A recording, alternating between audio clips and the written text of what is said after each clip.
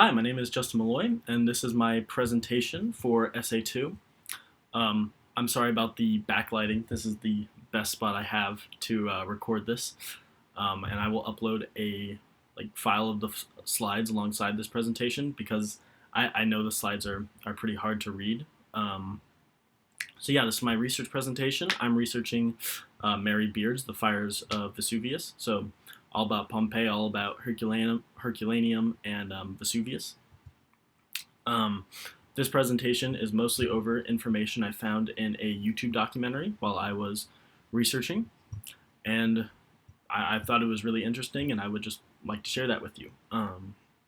It pretty much went over what went down in Pompeii, all the historical stuff, Pliny the Younger, stuff like that. But it also went over what's happening in modern day and what they're doing to restore Pompeii and keep it around for future generations. So I'm going to go over pretty much all that I've learned about Pompeii and Herculaneum and stuff in this presentation. So let's get started. So first of all, background info. Oh wow, yeah, you cannot read that at all. I'm sorry about that. But yeah, first of all, Pompeii and Herculaneum, they were both Roman cities at the foot of Vesuvius. Their population was estimated to be about 20,000 to 30,000 people. And that's just in the whole area. That's not just Pompeii and Herculaneum. That includes all the small towns, all in the Campania Bay area of Italy. Pompeii was estimated to have roughly around 11,000 to 12,000 people, and Herculaneum was about 4,000 to 5,000. And Pompeii was like a busy commercial hub, and Herculaneum was a smaller, more elite, exclusive resort type place. There was lots of villas found in Herculaneum that suggest that, and it is a vacation spot for the Roman elite and some emperors. Some emperors even came to Herculaneum. The eruption of Vesuvius happened in August of 79 AD. The exact date is not known, and it's pretty hotly contested. The presence of walnuts and pomegranates have been found in Pompeii, which suggests that it might have actually been later, in like October or in fall. There's lots of precursor earthquakes, and it's estimated to have killed thousands of people, the eruption.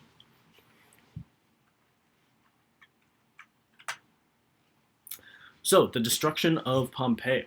Pompeii was hit first by the eruption, which was pretty much a blanket of ash and pumice stones that just rained down upon the city. Most of the city's population was able to flee before the eruption, and we can tell this because there wasn't 11,000 bodies found there. There's estimated only to be about 2,000. So yeah, massive pumice stones rained down upon the city in the first stage of the eruption, as well as ash blanketing the streets and the roofs and causing them to collapse. And toxic gas came out of the volcano as well. Toxic fumes filled the air and coagulated in houses where people were trying to take shelter, which killed them. Casts of victims have also been found here in the ash. These are the victims that either died of asphyxiation from the toxic fumes or from the pyroclastic flow, which is a wall of superheated ash that flows down from the volcano that travels at 100 miles per hour and kills anything that it touches pretty much instantly from heat exposure. But these casts are interesting because they provide like a human element just to something that happened over 2,000 years ago. And the destruction of Herculaneum also happened. This came later than Pompeii, but they did receive more pyroclastic flows than Pompeii. This came later because the city was protected by a westerly wind, which kept a lot of the toxic fumes and stuff out of the city, which in turn provided a ample chance to escape for a lot of Herculaneum's residents. And this is supported by the lack of bodies that were found there. And that has been kind of disproven recently because there was a bunch of bodies found there, but up until recently, most of the population was thought to have escaped. Another explanation for why there's no bodies found there is because they received a lot more pyroclastic flows than Pompeii, and these pyroclastic flows were a lot hotter. They were superheated because Herculaneum was way closer to the mountain, which could mean that people that died there just got instantly vaporized. And I also heard I read some things that says that some of their people's heads might have exploded from just pure heat, but I'm not sure if that's true. That's just something interesting I thought I'd mention. Um, and the pyroclastic flows hit Herculaneum first, even though they were spared the first stage of the eruption. The pyroclastic flows hit there before Pompeii. Pompeii's flows happened later the next day.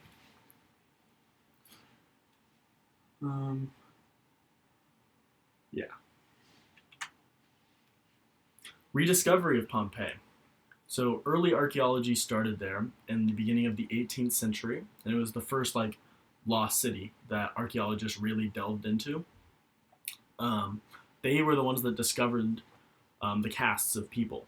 They're pretty much human-shaped voids in the ash with organic remains at the bottom, and they were wondering what the hell these were, or sorry, what the heck. And they filled them with concrete, and out came human casts of people in the positions that they died in with full-on facial details and everything.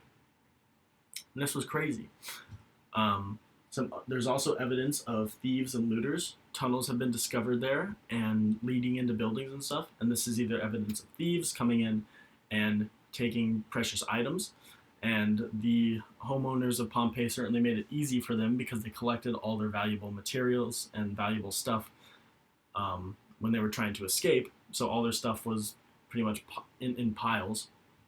Made it easier for thieves to steal. Or it could have been the original homeowners coming back years later trying to reclaim what was theirs. It's probably a mix of both. And modern archaeology.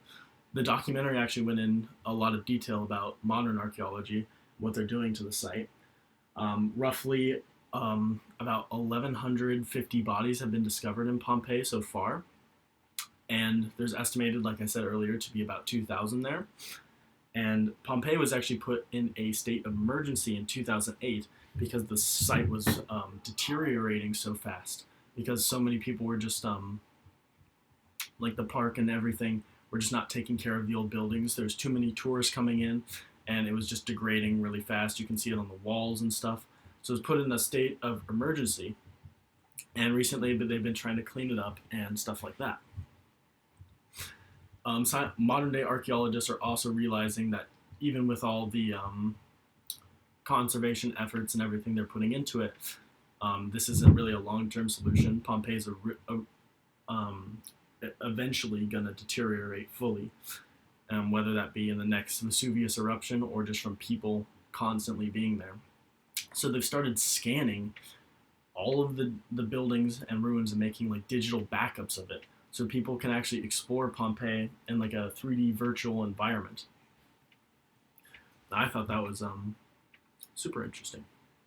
And because of the scanning, they actually have discovered a lot of new stuff in Pompeii. They've discovered how the infrastructure in the city works, the sewer systems and everything. They have it all mapped out, and it's pretty cool. I think it's pretty close to being done as well. So now I'm going to talk a little bit about the casts of the victims. They're still in the position that they died in. It's a perfect replica of them. Some are huddled with their loved ones, and others with their heads buried in their laps, as you can see there. And a lot of the positions that they're in aren't natural. Some of their muscles contorted when they were hit with a pyroclastic flow and extreme heat. So if some of the positions seem unnatural, that's why. This provides an in-depth look at people that died 2,000 years ago. And with modern technology, we can determine age, sex, and many other things like diet, occupation, and health problems. And this is one of the main tourist attractions at Pompeii, because of the emotional impact of being able to empathize with ancient humans, that you can see yourself in their situation.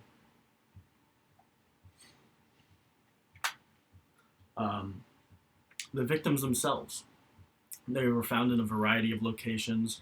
They were often huddled in buildings with other groups of people, which makes sense because they were trying to take shelter. These people could have been strangers that they were escaping with, or their family, or friends, loved ones, stuff like that. Um, all age groups have been discovered: men, women, children, old, young. Also, animals, dogs, horses, and pigs.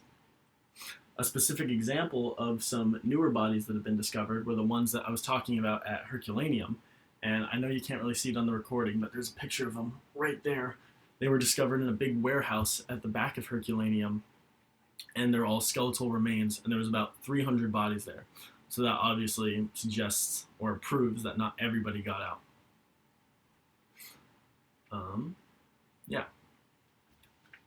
So the primary source I'm using for my essay is the letters of Pliny the Younger. It's pretty much my only option.